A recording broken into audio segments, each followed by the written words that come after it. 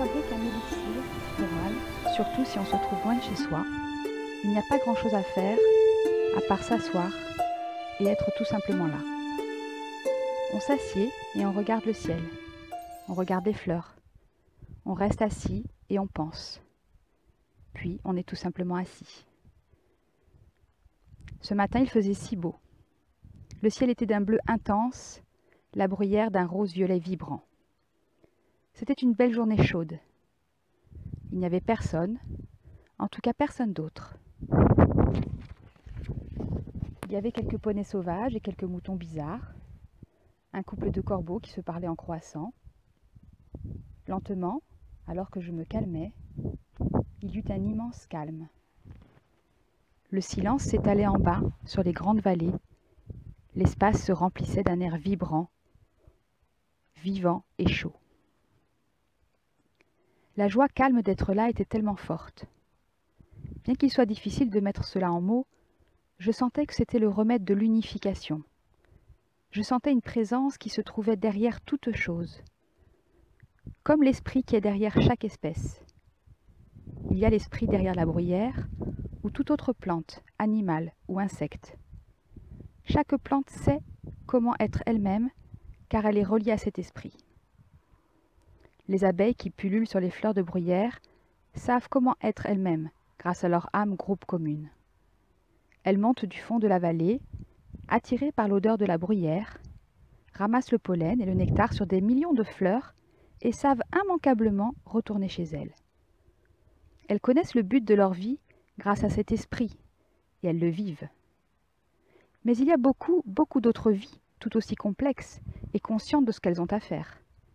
Les araignées qui tissent des toiles, les minuscules insectes qui fourmillent, bourdonnent et voltigent, les moucherons qui pendent comme un brouillard suspendu sur un certain rocher comme pour en indiquer le sens. Puis il y a les oiseaux qui virevoltent et apparaissent dans l'air, l'alouette palpitant haut et clair. Ils arrivent comme l'esprit de la liberté qui vit là, sauvage et isolé. Beaucoup d'entre nous, je pense, connaissent cette expérience, la joie que l'on peut éprouver dans un tel endroit.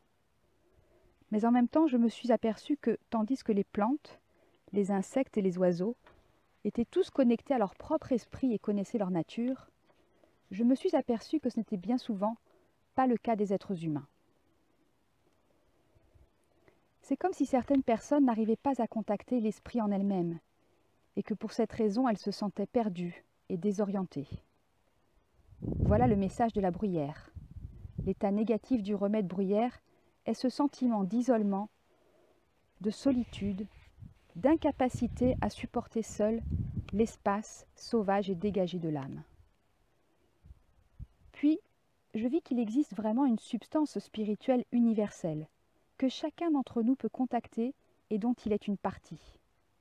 C'est cet esprit qui se trouve derrière, ou plutôt à l'intérieur des êtres humains. Pour atteindre cet esprit, il n'y a qu'à s'en rapprocher au lieu de s'en détourner. Il portait tout à l'intérieur. Il savait tout, voyait tout et était tout. Faire partie de cette unité signifiait ne plus être seul. C'était le confort et la béatitude de la communion, de faire un avec la vie entière, séparés, mais faisant partie d'une création unifiée. C'est un peu comme rentrer à la maison, rencontrer notre famille, savoir que l'on n'est pas seul parce que l'on est aimé. En étant assis là, avec la bruyère ce matin-là, je sentais que je n'étais plus en étranger en ce lieu, que je n'étais plus séparée ni isolée, mais que je faisais un avec le tout. Je ne voulais pas partir, je passais 3 heures assis là, pendant que le remède se faisait, et c'était comme des minutes chaudes, riches et belles.